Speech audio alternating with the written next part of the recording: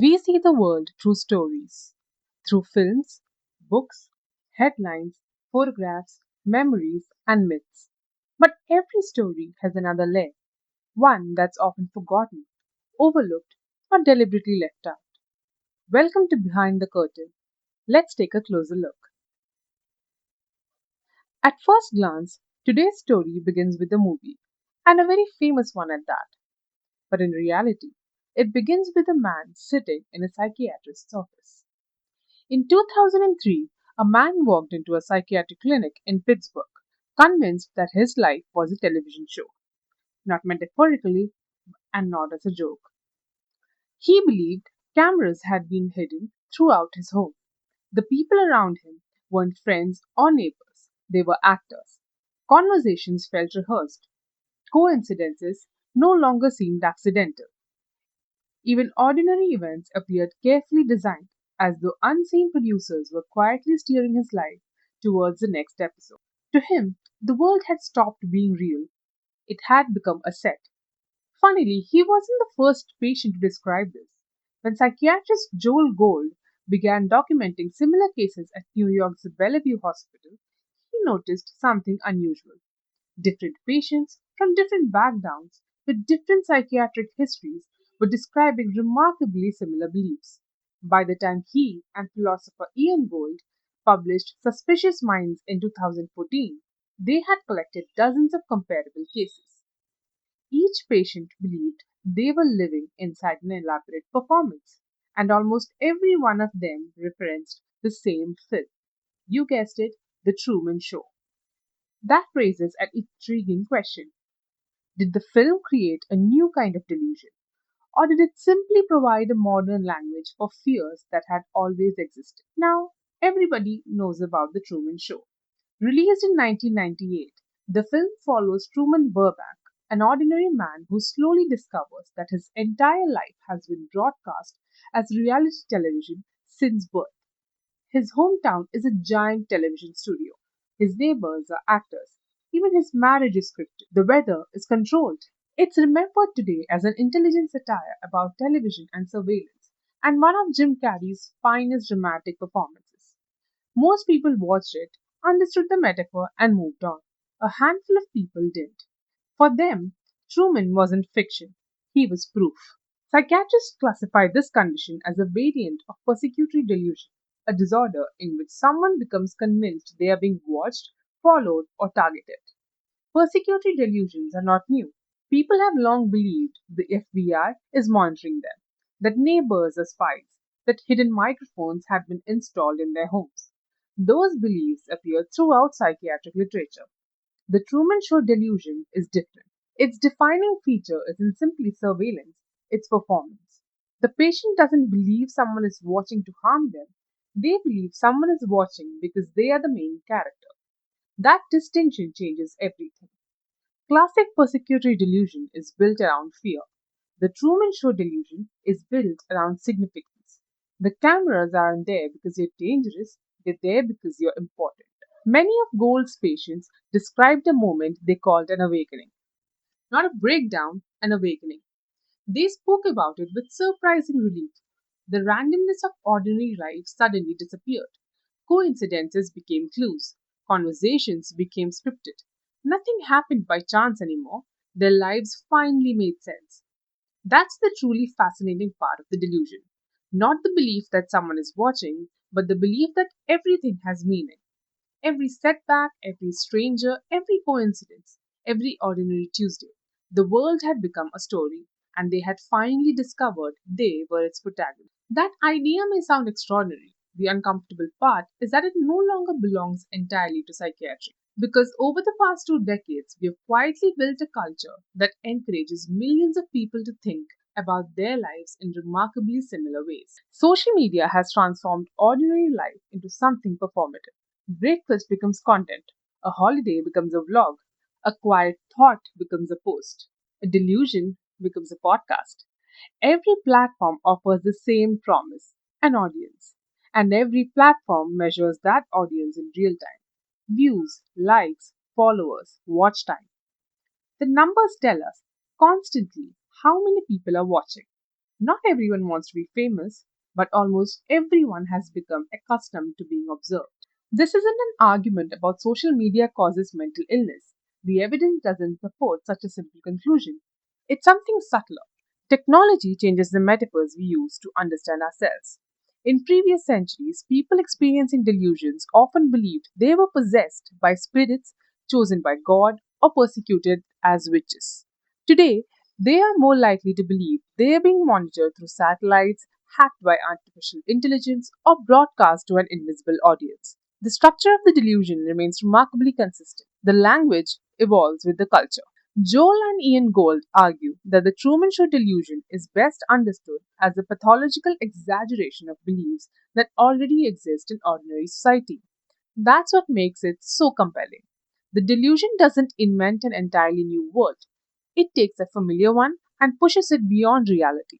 Millions of people think about personal branding, about curating the public image, about presenting a version of themselves to strangers online. The patient experiencing the Truman Show delusion believes exactly the same thing, only literally. Where most people understand the performance is voluntary, the patient believes it has always existed and can never end.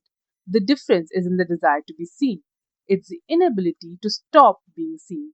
That's why The Truman Show became such a powerful reference point. The film didn't create the illness, it provided its vocabulary.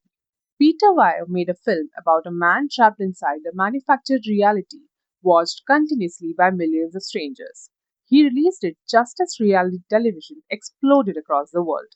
Within a few years came Facebook, then YouTube, Instagram, TikTok, live streaming, an internet where ordinary people could build audiences larger than television networks once commanded. Looking back, the film feels strangely prophetic, not because all of us became Truman, but because all of us became performers, at least some of the time. This is where the line becomes difficult to define. Imagine someone who spends hours carefully arranging photographs before posting them online. They monitor engagement, delete posts that perform poorly, adjust future behavior based on what attracts the most attention. They imagine an audience before making everyday decisions. There's nothing clinically unusual about that. Millions of people do it every day.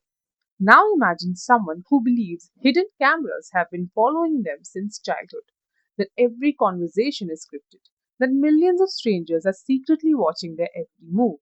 The behavior appears surprisingly similar, the underlying belief is profoundly different. One person understands the audience is optional, the other believes the audience is unavoidable. One can close the app, the other can never leave the stage. Since Joel Gold first began documenting these cases, the world has become even more compatible with the delusion. Artificial intelligence can now generate audiences that don't exist. Algorithms predict what we'll watch before we choose it. Recommendation systems quietly shape what we read, buy, and believe. Live streaming allows complete strangers to watch someone's daily life in real time. Influencer culture has turned visibility into a career. Even ordinary users now think in terms of engagement, reach, and personal brands. Living publicly no longer feels the exceptional. In many corners of the internet, it feels expected. The remarkable thing about the Truman Show delusion isn't how distant it feels from modern life, it's how close it, not because the delusion is becoming common, but because the world has moved a little closer to its logic. If the Truman Show delusion tells us anything, it's that the human brain has always searched for patterns. We are uncomfortable with randomness. A missed train becomes fate. A chance encounter becomes destiny. A coincidence feels like a sign. Most of the time, these are harmless ways of making sense of an unpredictable world. They help us build stories about our lives, giving isolated events a sense of continuity and purpose. The Truman Show delusion takes that very human instinct and pushes it beyond reality. Nothing is accidental, nothing is ordinary. Every event is intentional because someone, somewhere, is directing it. Psychologists have long known that the brain is less like a camera and more like a storyteller. It doesn't simply record the world, it interprets it. Every second, your mind filters millions of pieces of sensory information, deciding what matters and what can be ignored. It fills in gaps, predicts what comes next, and builds a coherent narrative from incomplete information. Most of the time, this process is remarkably effective. Without it, everyday life would feel chaotic. But it also means the brain is constantly searching for connections, even when none exist. That tendency isn't a flaw. It's one of the reasons humans became so successful. The ability to recognize patterns helped our ancestors identify predators, predict seasons, and navigate unfamiliar landscapes. The cost of that ability is that sometimes we see intention where there is only coincidence. This isn't unique to psychiatric disorders, it's something every person experiences. Think about the last time you learned a new word and suddenly started noticing it everywhere, or bought a particular model of car and then saw the same model on every road. The world didn't suddenly change, your attention did. Psychologists call this the frequency illusion, sometimes known as the Bader-Meinhof phenomenon. Once the brain considers something important, it begins noticing it far more often. The pattern was always there, you simply hadn't been looking for it. The Truman Show delusion operates on a much larger scale. Instead of noticing a word or a car, the patient begins noticing evidence that everything revolves around them. Every glance from a stranger, every unusual coincidence, every delayed train, every overheard conversation, each becomes another piece of a story that feels increasingly impossible to dismiss. The more evidence they collect, the more convincing the narrative becomes. There's another reason this delusion fascinates psychologists. Unlike many psychiatric conditions, it borrows directly from pop culture. That raises an uncomfortable possibility. Stories don't just entertain us, they shape the way we think. Throughout history, people have interpreted extraordinary experiences using the ideas available to them. In medieval Europe, unexplained voices might be understood as angels or demons. During the Cold War, they became secret agents or government conspiracies. Today, they might become hidden cameras, live streams, AI, or reality television. Culture doesn't create the underlying illness, but it often provides the language through which that illness is experienced. The Truman Show delusion is one of the clearest modern examples of that process. A work of fiction became the framework through which some people understood reality itself. And this isn't the only time that's happened. Psychiatrists have documented patients whose delusions incorporated ideas from the Matrix, surveillance technology, social media, and artificial intelligence. As technology evolves, so do the stories people use to explain experiences they can't otherwise understand. In that sense, delusions become unexpected historical documents. They reveal what a society fears, not just what individuals fear. A century ago, a few people worried about hidden cameras broadcasting their lives to millions of strangers. Today, that idea feels almost plausible. Not because it's happening, but because the technology now exists. The boundary between fiction and reality hasn't disappeared, it's simply become much more crowded. That may be the most enduring legacy of The Truman Show. It wasn't merely a film about surveillance, it was a film released at the precise moment the world was beginning to reinvent itself around visibility. Before influencers, live streams, smartphones, before millions of people voluntarily documented their daily lives online. Looking back, Peter Weir's film wasn't predicting the future, it was asking a question. Perhaps that's why the Truman Show delusion continues to fascinate psychiatrists. Not because it shows us a mind disconnected from reality, but because it asks an uncomfortable question. In a world built around audiences, performances, and constant visibility, how much of our own lives are we quietly scripting? Every story leaves something outside the frame. Sometimes it's a forgotten person, sometimes it's a missing chapter, and sometimes it's a part that changes how we understand everything else. If this story surprised you, imagine how many others are still waiting to be uncovered. Until next time, stay curious.